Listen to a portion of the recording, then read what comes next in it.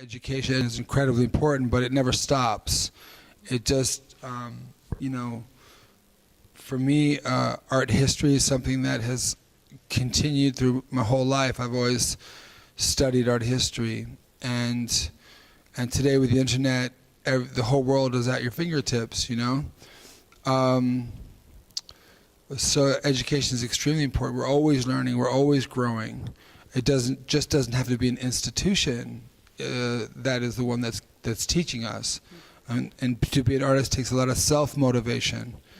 You have to be motivated yourself. You have to make your own goals, short-term and long-term, and you have to work every day. First you start by calling yourself, I'm a photographer, and you tell people I'm a photographer, even though you may not have a camera, but that's what you are.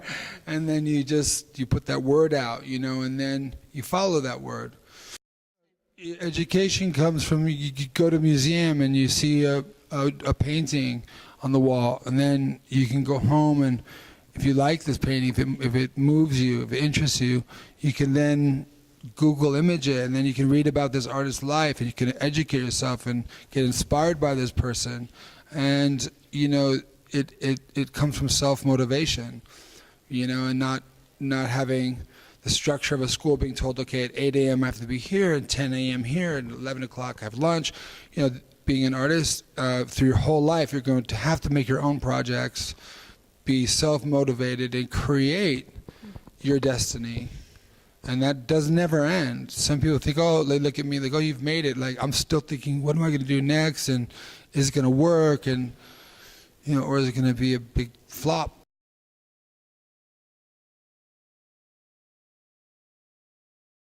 I think a lot of the artists of history, yeah, I'll see sometimes see paintings, and I feel they're still relevant today. The meanings of these paintings and what the artist is trying to communicate, but they're looked at as antiques, and sort of they've lost their relevance because they're not of this time.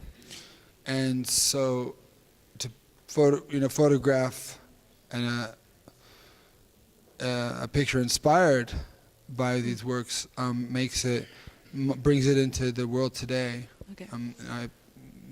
I change it and modernize it, but it's still the same meaning, because that meaning is never changed.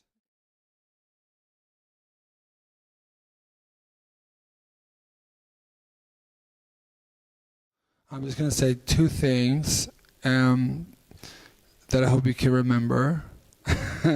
And the first one is, you know, ask yourself the questions, but give yourself the solitude. I find it in nature.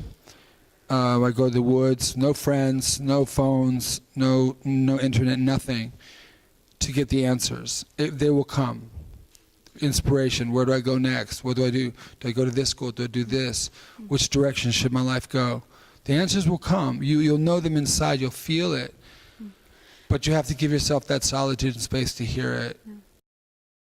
The second thing, if you can remember, is ask yourself, as artists, and whatever you decide to do in life, you know, what is it you can give the world, not what you're going to get. I never thought I was have any kind of notoriety or make money off of my work. It never even occurred to me. It was just something I wanted and had a passion about doing.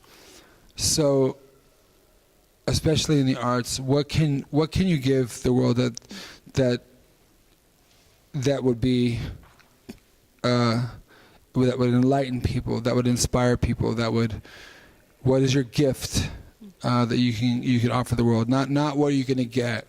I want to get rich and famous are not a goal.